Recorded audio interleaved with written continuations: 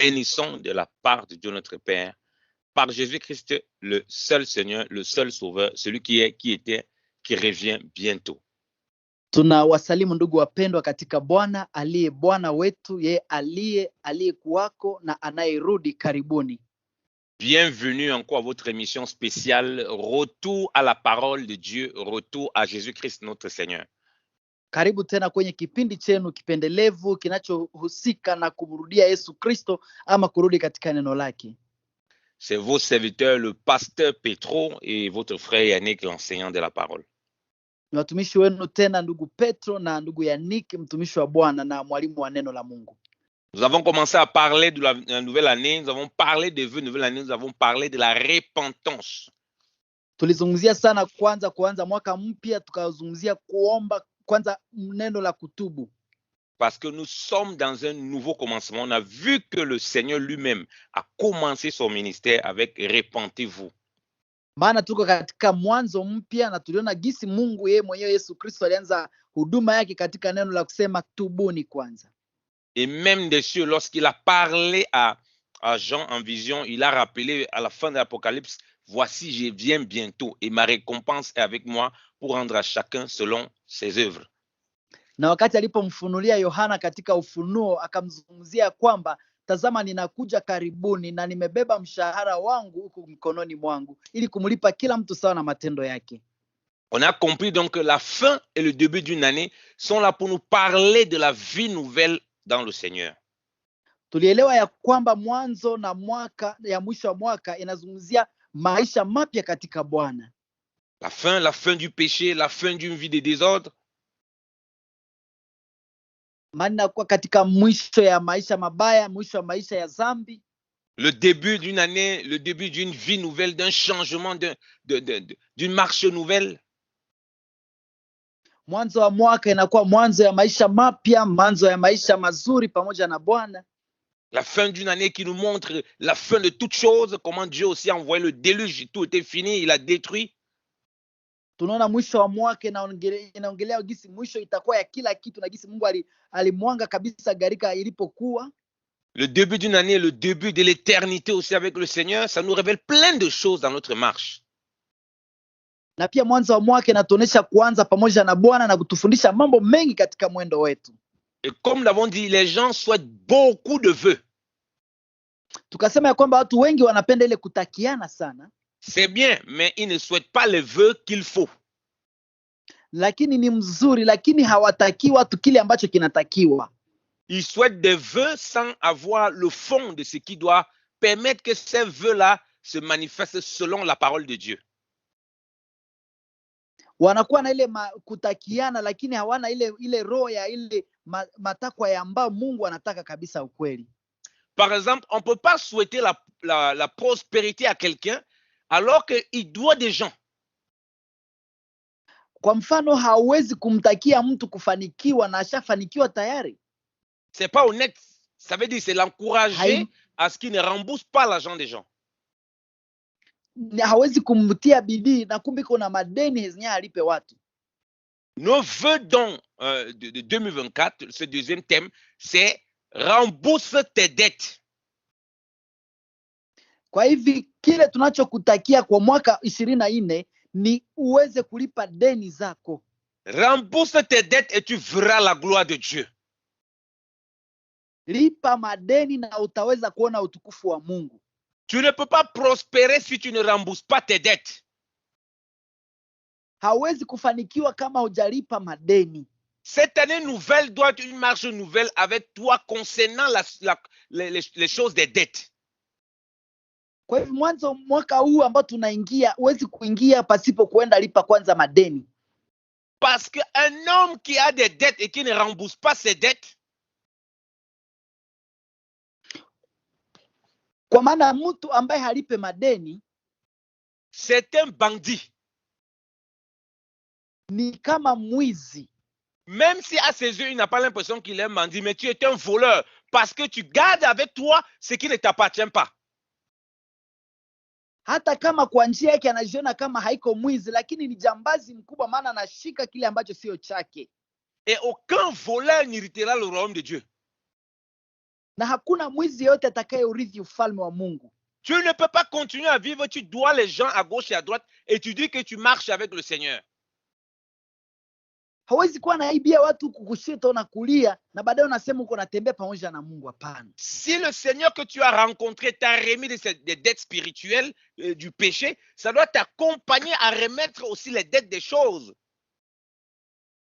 Kama ule Yesu Kristo ambaye amekulipia madeni zako za kiroho, na unafaa kulipa madeni pia kawaida. Parce qu'il est venu pour te libérer, toi et moi, de l'enchaînement des dettes du péché. Maana alikuja kutuokoa mimi na wewe kutoka ile kongwa ya zambi ya deni ya zambi. Comment on peut dire qu'on est libéré du péché, mais on continue à se comporter comme des voleurs? Namna gani unaweza kusema ya kwamba umekombolewa kutoka zambi na unaendelea kuishi kama mwizi? Il y a même des frères qui disent non, comme il ne m'a plus demandé l'argent depuis, alors je n'ai pas jugé bon de lui remettre. Kuna wengine wanasema kwa sababu ashaniachia pesa haniombake tena, manake ninaona tu nisimrudishie yake tena. C'est un prêt qu'on t'a fait, donc tu as l'obligation de remettre. Ni pesa uliyopewa, sasa una jukumu ya kuirudisha. Peu importe ce qui se passe, à moins que tu es vraiment dans une condition où tu ne parviens pas, peu importe ce qui se passe, tu dois remettre. Hajalishi ni mambo gani inapitika, pengine uko katika hali iliyo ngumu, lakini jua kwamba unafaa kurudisha. C'est pourquoi le Seigneur a dit, remettez à César ce qui est à César et à Dieu ce qui est à Dieu.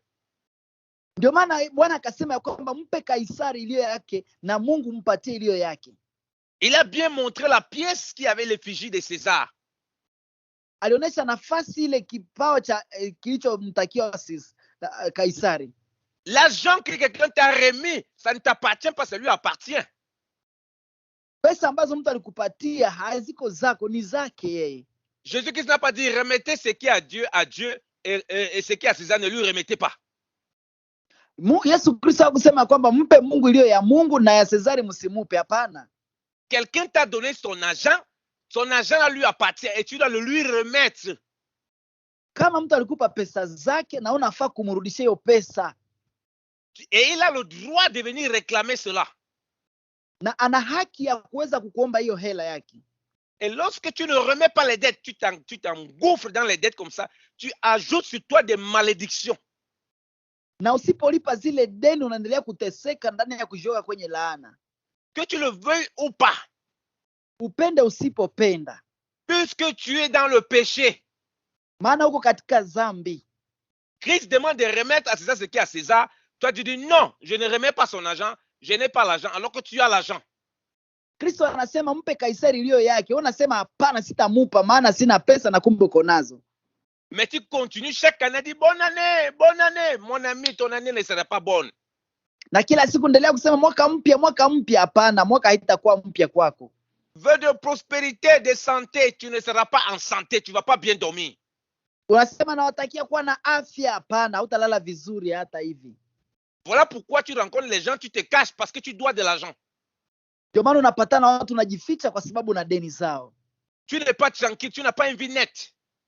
Hauna hali maisha ambayo imetulia, maana umekuwa mtu ambaye hauna utulivu kabisa. Il y a des gens qui disent mais non, quand je vais m'enrichir, je vais pouvoir m'enrichir, là je vais rembourser mes dettes. Séduction. Kuna wengine wanasema kwamba siku nitakuwa tajiri ndio nitalipa deni. Hiyo ni kama kuchanganikiwa. Parce que tu ne connais pas de quoi le lendemain est fait. Maana hujui kama kesho imetengenezwa namna gani. Ce que tu as aujourd'hui là, tu peux ne pas l'avoir le lendemain. Maana kile ulicho siku ya leo unaweza kukosa kuwa hivyo kesho. Voilà pourquoi tu dois rembourser tes dettes peu à peu. Avec le peu que tu as, tu mets une partie pour rembourser tes dettes. Ndio maana unaweza kulipa deni pole pole ili uweze kulipa deni zako. Autrement, tu te mets sous une malédiction. Pasipo hiyo unajiweka kwenye laana. Qu'est-ce que l'Écriture nous dit dans Proverbe 26, verset 2, que j'aime beaucoup? Biblia inatuambia nini katika kitabu cha Mezali 26 ambayo ninaipenda sana? On va lire Proverbe 26, verset 2, merci Saint-Esprit. Tutasoma Mezali sura ya 26 mstari wa 2. Asante Roho Mtakatifu. On dit le verset 2. Mstari wa 2. Comme l'oiseau s'échappe, comme l'hirondelle s'envole, Ainsi, la malédiction sans cause n'a point d'effet. Anasema gisi ndege inaweza kukimbia, na ndivyo hivyo laana pasipo sababu haina uwezo juu ya mtu. Donc, ça veut dire que la malédiction, si elle a une cause, elle aura l'effet sur toi. Inamaanisha kwamba kama laana iko na sababu juu ya mtu, itakuwa na matokeo juu ya mtu. Il y a les gens que tu as blessés, tu as pris l'argent, ils ont pleuré, tu as dit je te remets plus ton argent, fais ce que tu veux. Kuna wengine uliwavunja moyo mpaka ukawaambia sitakupa pesa zako, fanya chenye unataka. Il y a des gens qui ont travaillé durement pour gagner leur pain. Tu étais dans la difficulté, ils t'ont donné et tu les as oubliés, et tu les contournes. Tu as même changé le numéro de téléphone. Kuna wengine walitumika sana mpaka wakakupa pesa zao, lakini leo umezima hata namba zao na ukabadilisha hata namba. Tu crois que tu es en train de prospérer avec les biens alors que tu es devenu un esclave de la malédiction. Uko na wasu kunaendelea vizuri ndani ya pesa zao, lakini kumbuka mtumwa ya laana. Moi je connais des pasteurs qui ont disparu de la circulation. Mimi ninajua wachungaji wengi ambao wamebadilisha hata njia. Parce qu'ils ont pris l'argent aux gens à gauche et à droite pour faire les investissements, pour faire les choses, ils n'ont jamais remboursé. Maana walichukua pesa huku na kule, wamefanya mabiashara na makampuni nyingi sana, lakini hawajalipa hizo deni. Il y a des gens qui vivent comme des ninjas avec les masques, ils sortent, ils se cachent pour qu'on ne les voie pas parce qu'ils doivent l'argent aux gens dehors. Wengine wameanza kuishi kama maninja, wamejifunika kabisa ili wasiwaone kwa sababu wana deni. Tout simplement parce qu'il a pris des dettes, il n'a pas remboursé, il a continué à s'endetter, à faire des trucs croyant qu'il va rembourser, il est rentré dans un circuit fermé, diabolique et démoniaque. Shida ni kwa sababu walikuwa na madeni, hawajapenda kuzilipa na wameanza kujificha kwenye vichochoro, maana wameishi katika hali ya utumwa na ya kimashetani. Tu n'as pas besoin d'avoir beaucoup pour commencer à rendre tes dettes. Hauna haja ya kuwa na mambo na pesa nyingi ili uanze kulipa deni. Dieu voit la disposition du cœur. Mungu anaona utayari wa moyo wa mtu. Si tu es quelqu'un de sincère qui a pris les dettes parce que tu étais vraiment dans un besoin, alors il te conduira à les rendre peu à peu. Kama kweli ulikuwa mtu mwenye mkamilifu na unataka kulipa, Mungu atakupa, utalipa kidogo kidogo. Pourquoi les gens donc parfois ne veulent pas rembourser les dettes ou bien contournent, se comportent comme des malhonnêtes et tombent sous la malédiction? Kwa nini watu hawapendi kulipa deni na wanaishi kama watu wasio haki na wanaendelea kuishi katika laana?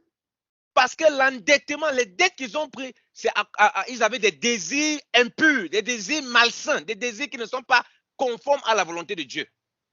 Mara nyingi ni kwa sababu watu walipojikopa walikuwa na tamaa isiyompendeza Mungu, walihaja mali zao. Donc ce qui les amenait à s'endetter, c'était la convoitise. Kwa hivyo kilichowapeleka kujikopa ilikuwa ni tamaa. La convoitise d'acheter des vêtements, la convoitise d'acheter les voitures comme les autres ont, la convoitise d'avoir les biens de ce siècle.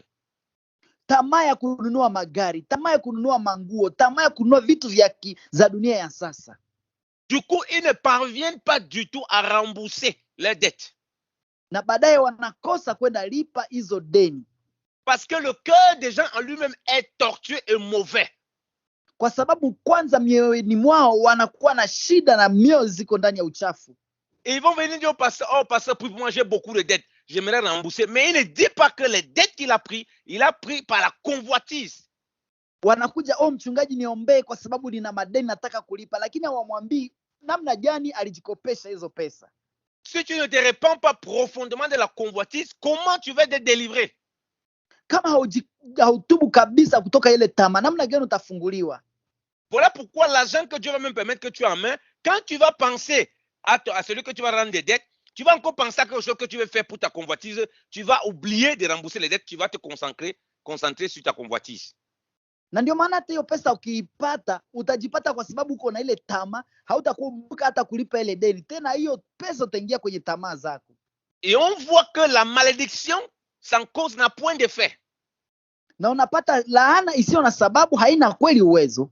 Donc si tu prends l'argent des gens volontairement, kama unachukua hela za watu kabisa kama umeamua, tu te caches comme un petit serpent, tu ne veux pas, tu fuis, tu coupes, tu changes de numéro, tu changes de pays, tu changes de ville comme beaucoup font. unabadilisha nchi, unajificha kama kanyoka tu na gisi wengine wanafanya. Tu es sous la malédiction. Uko chini ya laana. Premièrement parce que le Seigneur dit il faut rendre à César ce qui appartient à César. Kwa sababu kwanza Biblia inasema ya kwamba mpe Kaisari iliyo ya Kaisaria. Et qu'il dit dans Romains chapitre 13 verset 8, ne devez rien à personne si ce n'est de vous aimer. Na anasema katika Warumi sura 8 ya kwamba msiwe na deni ya mtu yoyote ila mpendane nyinyi. Et on ne peut pas dire qu'on aime quelqu'un qu'on ne rembourse pas son argent, on ne l'aime pas, on le déteste. Na hauwezi kusema unampenda mtu na haumlipe deni yake, hiyo ni kama kumjaribu. Parce que l'Écriture nous dit dans Jean chapitre 3 verset 18 que l'amour ce n'est pas seulement en parole mais c'est en action et en vérité.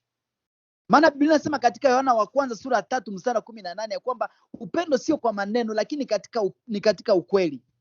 Et tu as le troisième point, donc si la personne te maudit, si la personne te garde dans le cœur rancune, sa malédiction va arriver puisqu'il y a une cause. Na hapo mtu akienda kukulaani, hiyo laana yake itakupata kwa sababu hiyo laana iko na sababu. Quelqu'un te maudit, quelqu'un pense de mal de toi, de tout sortes à cause de l'argent que tu as pris, à cause de l'argent que tu as détourné, ça va s'accomplir dans ta vie. Na unapata mtu anakuwa na roho mbaya juu yako ama na maneno maovu juu yako, atakulaani na itakupata kwa sababu iko na sababu haukumlipa. Enrichis-toi comme tu veux sur le siècle présent. Cette malédiction va s'accomplir sur toi. Ujitajirishe kiasi gani katika hii ulimwengu wa sasa, lakini laana hiyo itakupata kabisa. Tu ne penses pas, ah oui, peut-être lui il est chrétien. C'est pas tout le monde qui va te bénir. Unasema huyo ni Mkristo. Hapana, sio kila mtu atakubariki. Parce que des gens qui tu prends de l'argent comme ça, beaucoup ne sont pas enfants de Dieu. Tu vas pas dire, ah non, la Bible dit de bénir, ils ne vont pas me bénir, ils vont pas me maudire, ils vont me bénir. Non. Unachukua pesa za kila mtu unasema hapana, huyu haizi ni laani atanibariki tu. Hapana, sio hivyo mpendwa. Même s'ils ne te bénissent pas, tu es sous une malédiction parce que tu pêches. Na hata kama hakubariki, utakuwa tuko chini ya laana maana unafanya dhambi. L'Écriture nous dit quoi? L'amour ne fait pas de mal à son prochain. Biblia inasema kwamba upendo haifanyii mwenzake mbaya. C'est pour ça qu'on dit qu'on ne doit rien à personne si ce n'est de s'aimer les uns les autres. Ndio maana alisema ya kwamba msio na deni ya mtu yoyote isipokuwa kupendana ninyi kwa nyinyi.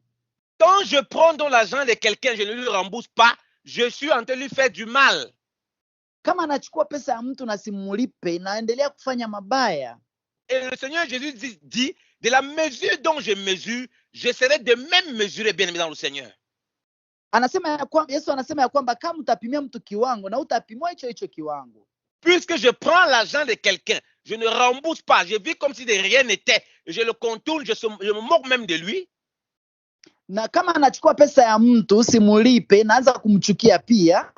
Il y a un retour dessus parce que Dieu dit qu'on ne se moque pas de lui. Anasema baadaye Mungu anasema usinungunike juu ya mtu. Donc c'est une semence que tu es en train de déposer. Kwa hivyo ile ni mbegu ambayo unaendelea kupanda sur ta propre vie. Katika maisha yako mwenyewe. Et puis sur la vie de ta maison et de tes enfants. Na pia juu ya maisha ya nyumba yako na maisha yako mwenyewe. C'est pourquoi beaucoup ici en Europe, ndio maana wengi wetu hapa Ulaya, quand on dit qu'ils doivent hériter de quelqu'un ou bien d'un parent ou bien de quelqu'un de la famille, kama wanasema kuna kitu ambacho tarithi kutoka wazazi ama familia, ils regardent d'abord s'il n'avait pas beaucoup de dettes. Wanaangalia kwanza kama ule mtu hana deni nyingi. Parce qu'il ne veut pas voir seulement les bonnes choses qu'on présente là. Maana hawaangalii kwanza mema ambayo anaonesha kwanza pale pale. Parce qu'il sait que s'il hérite de la personne là, il va hériter de tous ses problèmes. Maana anajua akirithi kutoka ule mtu atarithi pia shida zake zote. Il y avait des gens dont vous voyez, il n'avait pas de dettes, il a hérité, il a seulement vu le bon côté. Ah, le papa là, il avait laissé un immeuble comme ça, il ne s'est pas bien renseigné. Na unaangalia wanasema huyu mtu hana shida manake alipata habari njema kabisa. Il court vite, il accepte l'héritage, il signe, il devient maintenant l'héritier. Na anaweza kufanya saini na anakuja sasa kuwa mrithi. Tous les problèmes que le papa avait qui dépassaient même la maison maintenant, tout ça on lui déverse. Na kama kulikuwa mashida zote juu huyo baba, hiyo mashida zote zinamwangukia. Voilà comment il s'appauvrit maintenant, il est entré dans des problèmes comme pas possible parce qu'il n'avait pas compris que l'histoire c'est aussi avec les problèmes de la personne. Na hapo ndio anajifanya kuwa maskini kabisa na kujiletea shida nyingi, maana hakuwa anajua hiyo historia ilikuwa juu ya hiyo mtu. Vous êtes esclave de l'endettement et des dettes des gens que vous devez. Vous communiquez ça à vos enfants. Uko mtumwa wa madeni ambazo uko juu ya watu, hiyo unayangamiza na unaangamiza hata watoto wako. Voilà pourquoi quand on n'est pas en Christ, on voit que ces choses qui ont été, par exemple, faites par les parents, tout ça, ça nous suit jusqu'à ce qu'on vienne rencontrer le Seigneur. Na ndio maana kama mtu haiko ndani ya Kristo, vitu vyote ambavyo ulikuwa unapata kule nje vinakufuata mpaka upatane na Yesu. Et le Seigneur ôte ça par l'œuvre de la croix. Na Bwana anaziondoa hizo vitu kwa sababu ya kazi ya msalaba. Mais seul celui qui vit dans la sainteté peut vraiment vivre cette liberté. Na mtu anayeishi katika utakatifu anaishi katika uhuru huo wa kweli. Donc vous ne pouvez pas dire le diable n'a rien à faire ici. Si tu ouvres la porte de l'endettement, c'est du vol, il a le droit d'entrer. C'est un voleur. Hata ukisema shetani hana neno juu yangu, lakini ukifungua milango ya madeni, shetani atakuweza kabisa. Le diable c'est un voleur, donc que vous voleur, vous volez. Shetani ni mwizi, lakini pia na ukiiba mtakuwa nyote waizi. Tu as volé ici, tu as pris chez quelqu'un, puisque tu as pris, tu ne rembourses pas et tu n'as même pas l'intention de rembourser. Lui aussi, il a le droit de venir voler. Kama ulikamata pesa mahali ukajikopesha na una nia ya kulipa, shetani atakuja atakuibia. Les finances dans des foyers que beaucoup demandent, comment épargner, homme de Dieu, comment ceci. Beaucoup, tu grattes, tu vois que c'est des gens hyper endettés et qui ne sont pas prêts de rembourser les dettes. Wengi wetu wanakuwa na madeni katika nyumba zao, wanajikopa kwenye ndoa zao, lakini hawana uwezo hata ya kwenda lipa hiyo pesa. Et ils ne se rendent pas compte que c'est un grand péché, c'est grave. Na hawajiulize kabisa kama hiyo ni dhambi kubwa na ni dhambi kabisa. Parce que déjà, ils ne rendent pas à César ce qui appartient à César. Maana hawampi Kaisaria iliyo ya Kaisaria. Et ils n'aiment pas leur prochain en faisant cela. Na hawapendi jirani yao kwa kutenda hiyo mema. Puisque l'amour ne fait pas de mal à son prochain. Kwa sababu upendo haikosei jirani. C'est l'Écriture qui nous dit, lisons Romains chapitre 8, parce qu'on parle, c'est comme si on inventait. Lisons Romains chapitre 8, chapitre 13, autant pour moi. Tunasoma kitabu cha Warumi sura ya 13. À partir du verset 8. Kuanzia mstari wa 8. Ne devez rien à personne si ce n'est de vous aimer les uns les autres. Car celui qui aime les autres accomplit la loi. En effet, les commandements, tu ne commettras point d'adultère, tu ne tueras point, tu ne déroberas point, tu ne convoiteras point, et ce qu'il peut encore y avoir se résume dans cette parole, tu aimeras ton prochain comme toi-même. L'amour ne fait point de mal au prochain, l'amour est donc l'accomplissement de la loi. Msiwe na deni ya mtu yoyote isipokuwa kupendana, kwa maana apendaye mwenzake ametimiza sheria. Maana kule kusema usizini, usiue, usiibe, usitamani, na ikiwapo amri nyingine yoyote inayojumlishwa katika neno hili ya kwamba mpende jirani yako kama nafsi yako. Pendo halimfanyii jirani neno mbaya, basi pendo ndilo utimilifu wa sheria. Amen. Vous voyez donc que l'amour est l'accomplissement de la loi. Mnaona kwamba upendo ni utimilifu wa sheria. En nous disons que Dieu a manifesté son amour en nous et a mis son amour en nous par Jésus-Christ. Tunasema ya kwamba Mungu alipenda dunia na kaidhihirisha kupitia sisi, kupitia njia Yesu Kristo. Cet amour qui ne fait point de mal à notre prochain. Ile upendo ambaye haimkosei jirani. Si donc ça commence à faire du mal, du tort à notre prochain, on pêche. Kama imeanza kufanya mabaya, basi hiyo ni dhambi. Et on n'est plus dans l'amour. Na hapo mtu atakuwa haiko katika upendo kabisa. On est dans la méchanceté du cœur. Hiyo ni katika ubaya wa moyo wa mtu. On est dans la rébellion envers Dieu. Hiyo ni kama upinzani mbele za Mungu. Puisqu'il commence par dire ne devez rien à personne, c'est un ordre.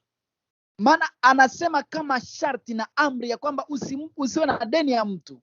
Donc ça veut dire que si tu dois des choses à quelqu'un, tu dois le lui remettre. Kama uko na kitu ambacho uko nacho cha mtu unafaa kumrudishia. Ça ne t'appartient pas. Maana sio chako. Ça appartient à la personne. Ni cha ule mtu ambaye alikupa. On peut être dans des difficultés qui nous poussent à prendre des dettes.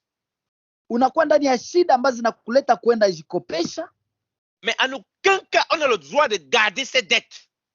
Na kwa hiyo hauna haki ya kujigunjia kwa ile pesa kutokuilipa. Puisque ce n'est pas à nous. Maana sio yako, sio yetu.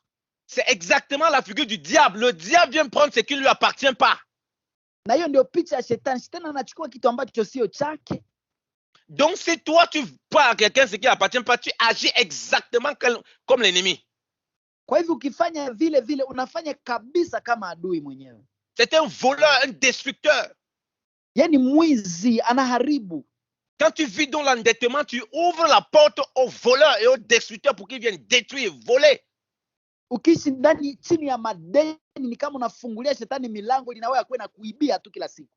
À partir de maintenant, cette année, bien-aimé au Seigneur, Kuanzia leo katika mwaka huu wapendwa katika Bwana, commence par mettre un programme pour rembourser la dette de tout un chacun. anza ratiba ya kulipa kwanza deni ya kila mtu ulio nayo. Appelle les gens à qui tu dois de l'argent, tu commences d'abord par demander pardon et te repentir de n'avoir pas respecté tes paroles. Waite wote uliokosa kuwalipa na kusema unisamehe maana sikuheshimu mapatano yetu.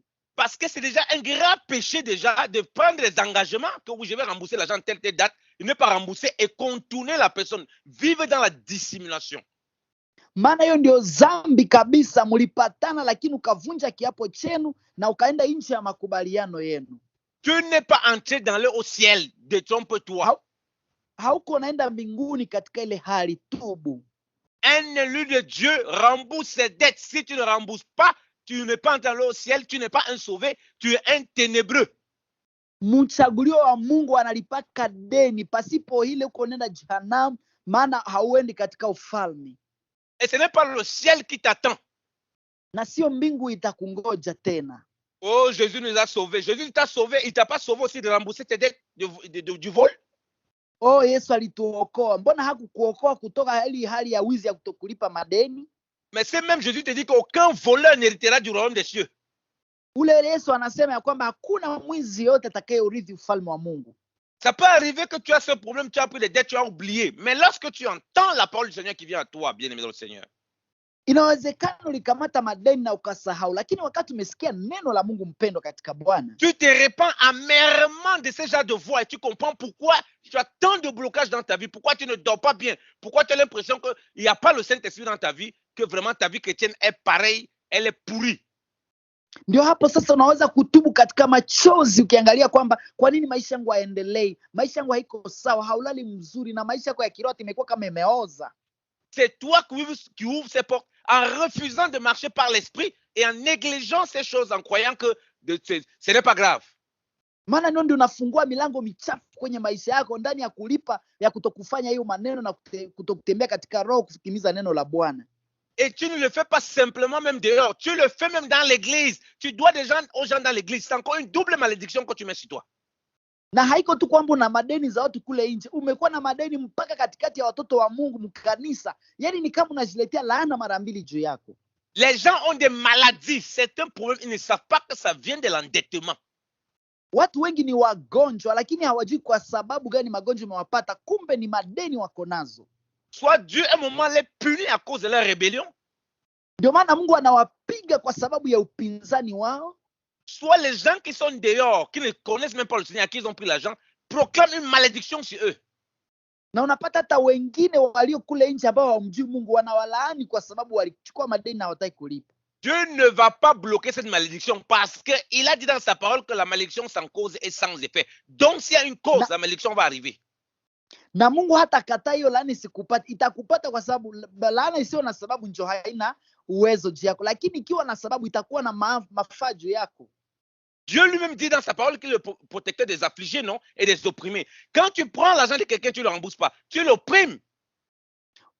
Mungu yeye pekee anasema ya kwamba ni mtetezi wa wanyonge, na kama unakamata pesa ya mtu ni kama unamweka katika unyonge. Et les choses qui sortent de sa bouche au moment où tu l'as opprimé, tu l'as offensé, il a travaillé durement son argent et que tu te moques de lui, ben tu crois que ça peut rester sans effet? Na unajua maneno yote ni ule mnyonge akikusemea maneno maovu na kwani umemtesa, unaona zile maneno haitakuwa na maafa na uwezo juu yako. Tu peux répéter comme tu veux que tu es béni. Ce n'est pas la bénédiction du Seigneur que tu vas voir. C'est autre chose. Unaweza kujitabiria mara mingi ya kwamba umebarikiwa. Haiko baraka za Mungu zitakupata, itakuwa kitu kingine. Et ne te séduis pas des biens matériels. Ce n'est pas la bénédiction là-bas. Il faut que tu aies la vie de l'esprit. Dieu t'accompagne. Wengi wamechanganyikiwa kupata vitu za kidunia. Hiyo sio baraka. Inafaa kwanza upate uzima wa roho ambayo inakufuata. Vous voyez des gens qui ont donc des biens, qui ont des entreprises, mais ils ne dorment pas. Il y a des gens qui ne peuvent pas rencontrer. Kuna watu wako na mambo mengi, makampuni, lakini hawalali usiku, maana kuna watu ambao wanafaa kuwalipa. La conscience est tellement corrompue. Zamiri zao zimechanganyikiwa kabisa. Parce que leur enrichissement vient du vol, qu'ils ont pris l'argent ça et là, et ils n'ont jamais vu comment ils vont rembourser. Maana utajiri wao unatoka katika wizi na wamechukua huku na kule na wameshindwa jinsi ya kuilipa.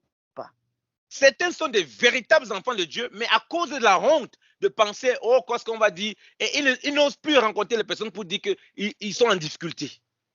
Na wengine ni watoto wa Mungu, wamekosea kwa sababu wanaogopa kuendea wale watu wenye deni zao na wanabadilisha njia kwa sababu ya shida wako nazo. Si tu ne peux pas faire ça, tu es aussi dans l'orgueil, et l'orgueil c'est un péché dont la malédiction t'atteint. Na ukifanya hivyo katika kiburi, na kiburi ni dhambi na inaleta laana.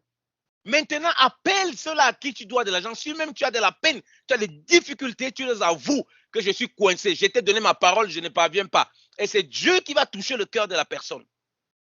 Na kama uko kabisa sahihi, wapigie watu wale simu na kuambia naomba mnisamee kwa sababu ninaomba sijaweza kuwalipa, lakini nikiweza nitawalipa. Mungu atagusa roho yake. Bien-aimés, nous avons enseigné sur les dettes à des bien-aimés. Wapendwa, tumefundisha watu wengi juu ya madeni kwa wapendwa, qui ont été visités par le Seigneur. Na Mungu akawatembelea. Et ils sont allés vers les personnes à qui ils devaient. Rien que le simple fait d'aller vers les personnes, ça faisait des années. Et commençaient à vouloir rendre. Les personnes là les ont même laissés avec cet argent. Et ont béni ces personnes. Na wale watu baada ya kufundisha wakaenda tokelea wale watu hata wamefanya miaka na wajawalipa, wakaenda jiexcuse kwao, na baadaye wale watu Mungu akawagusa, wakasema hata basi msilipe tena. Ils ont vu la puissance de Dieu qui les a délivrés de l'endettement. Waliona uwezo wa Mungu ambaye aliwafungua kutoka hizo madeni. Comment Dieu a ouvert les opportunités, ils ont commencé à avoir du travail, c'est là pour rembourser des dettes. Na Mungu akafungulia milango mpaka wakapata njia kupata makazi ya kulipa madeni. Comment Dieu a réconcilié les cœurs avec des personnes. Il y avait des tensions des cœurs. Dieu a réconcilié, a béni. Oh, bien-aimé. Na wengi wao Mungu akabadilisha mioyo na kuzipatanisha na kuwabariki. Dieu a ramené les cœurs à lui et les gens ont vu. Vous êtes vraiment les enfants de Dieu. Je crois vraiment que vous aimez votre Dieu là. Na Mungu akaleta zile mioyo mpaka kwake na wakaanza kushuhudia kwamba ndio ninyi ni watoto wa Mungu. En remboursant tes dettes, connais-tu le nombre de personnes que tu peux sauver pour le Seigneur? Kwa kulipa deni, unajua ni watu ngapi unaweza kuwarudisha kwa Bwana? Combien de chrétiens, de soi-disant serviteurs même de Dieu et chrétiens, ont des dettes de païens qui ne remboursent pas. À cause de ça, les gens ne veulent même pas entendre parler de l'église. Wakristo wangapi, watumishi wangapi wana madeni hata wapagani, na wale wapagani hawataki kusikia hata mambo ya kurudia kanisani. Et ils se disent qu'ils sont entrés dans l'au ciel. Na wanasema eti tunaenda mbinguni. Je vais te décevoir ce matin. Je vais te décevoir aujourd'hui. Nataka kuvunja moyo siku ya leo.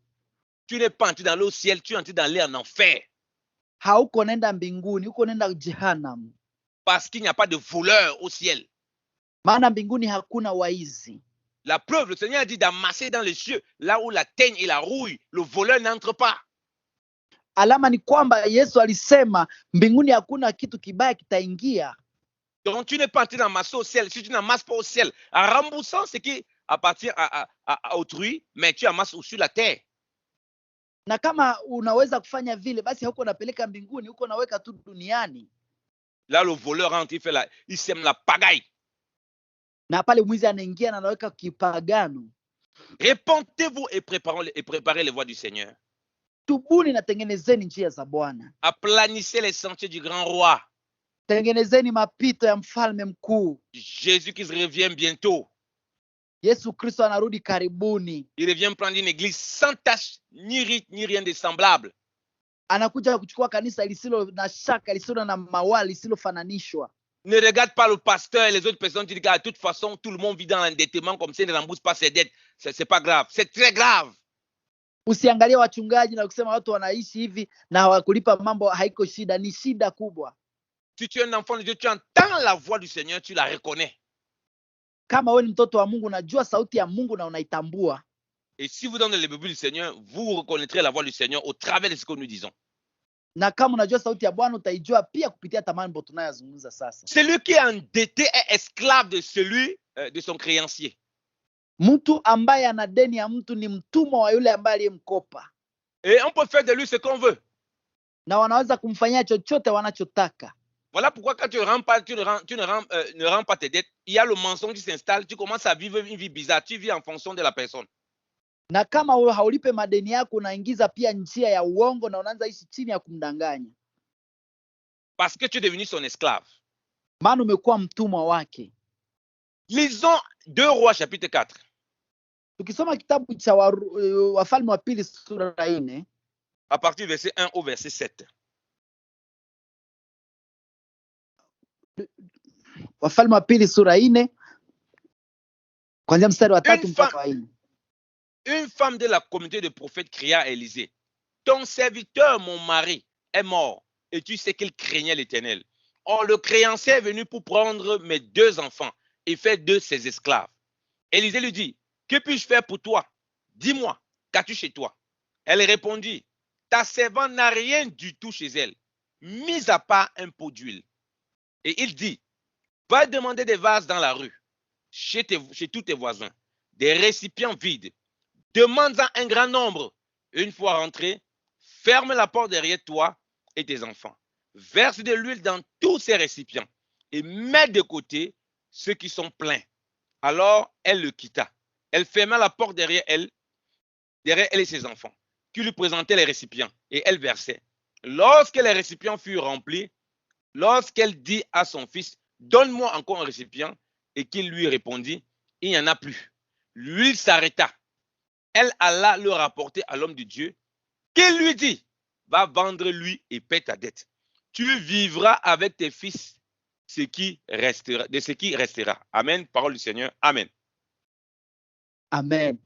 Basi mwanamke mmoja miongoni mwa wake wana wa manabii alimlilia Elisha akasema, mtumishi wako mume wangu amekufa, nawe unajua ya kuwa mtumishi wako alikuwa mcha Bwana, na aliyemuiwa amekuja ili ajitwalie wana wangu wawili kuwa watumwa. Elisha akamwambia, nikufanyie nini? Niambie, una kitu gani nyumbani? Akasema, mimi mjakazi wako sina kitu nyumbani ila chupa ya mafuta. Akasema, nenda ukatake vyombo huko nje kwa jirani zako wote, vitupa usitake vichache. Kisha uingie ndani ukajifungie mlango, wewe na watoto, ukavimnilie mafuta vyombo vile vyote, navyo vilivijaa akavitenga. Basi akamwacha akajifungulia mlango, yeye na wanawake hao wakamletea vile vyombo, na yeye akamlita. Ikawa vilipokwisha kujaa vile vyombo, akamwambia mwanawe, letee tena chombo. Akamwambia, hakuna tena chombo. Mafuta yakakoma. Amen. Vous voyez donc que le serviteur craignait l'Éternel, mais malgré ça, comme il n'a pas pu rendre ses dettes quand il est mort, on a quand même voulu prendre ses enfants comme esclaves. Mnaona ya kwamba kuna mtumishi aliyekuwa anaogopa Mungu, lakini kwa sababu hakulipa deni, wakachukua watoto wake kama watumwa. C'est une figure de l'ennemi. Tu dois quelque chose, il vient, il réclame. Hiyo ni picha ya adui, unamdai kitu na anakuja kuiomba. Jusqu'à ce que les dettes soient remboursées. Mpaka deni zilipwe.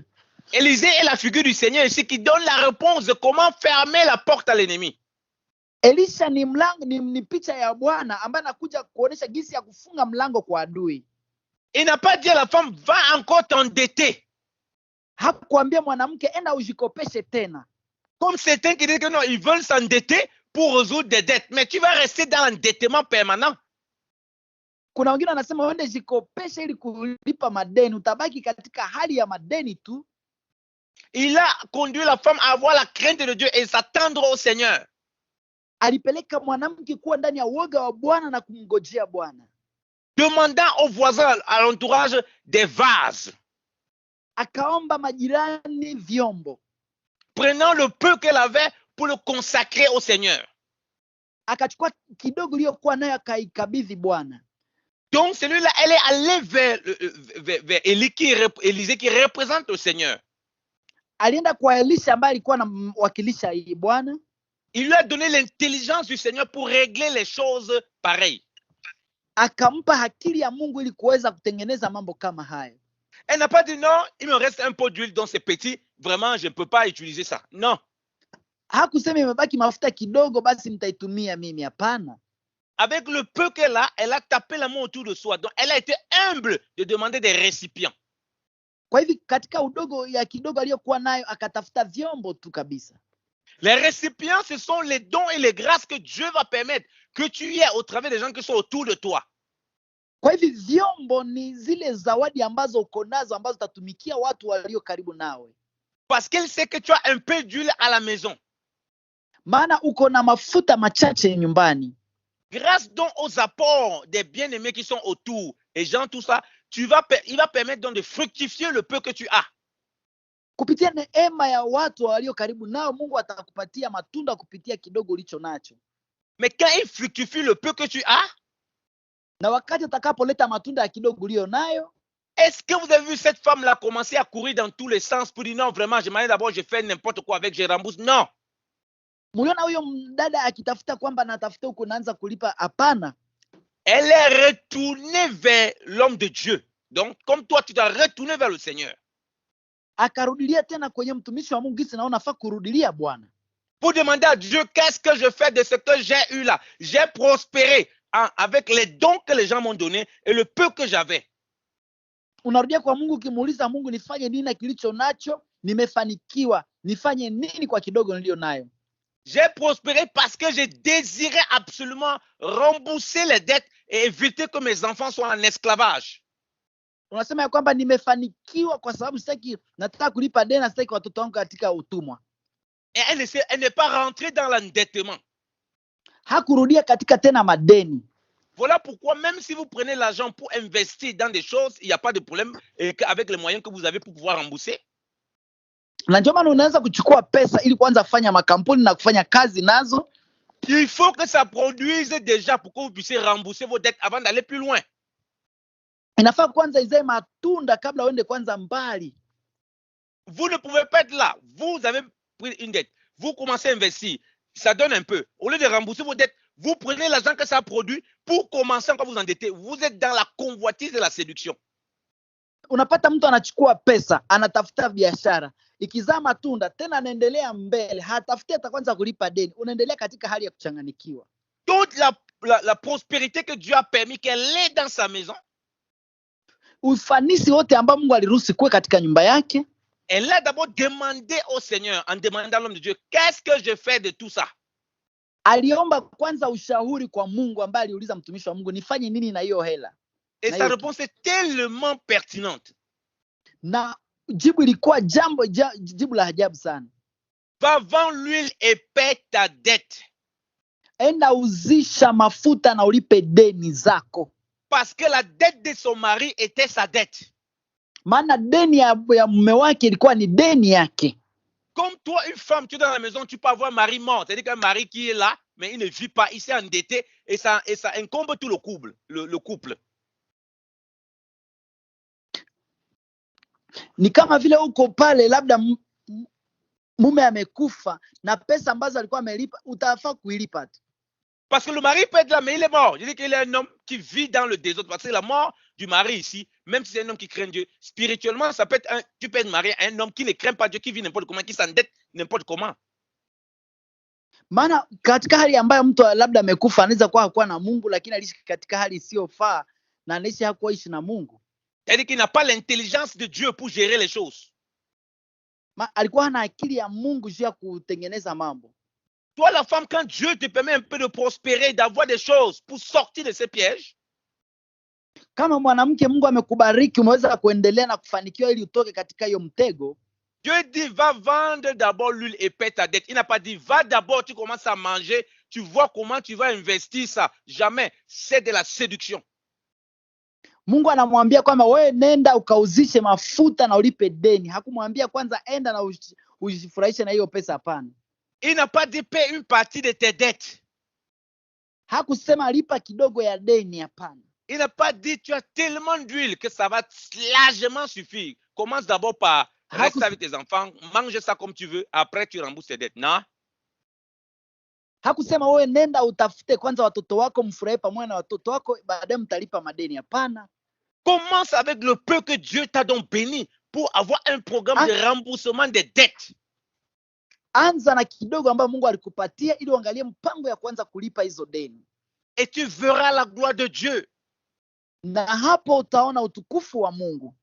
Va auprès du Seigneur qui te donne l'intelligence et lui-même va susciter des récipients, des voisins, des choses qui vont t'accompagner avec le peu que tu as pour que tu deviennes prospère par sa grâce pour rembourser les dettes. Mais il faut la crainte de Dieu. Enda karibu na Bwana akupe tena maarifa ya kuangalia jinsi ya kufanya, atakutengenezea watu na vitu vingi ili uweze kutembea katika uoga wa Bwana. C'est avec le reste que tu vis avec tes enfants, pas l'inverse.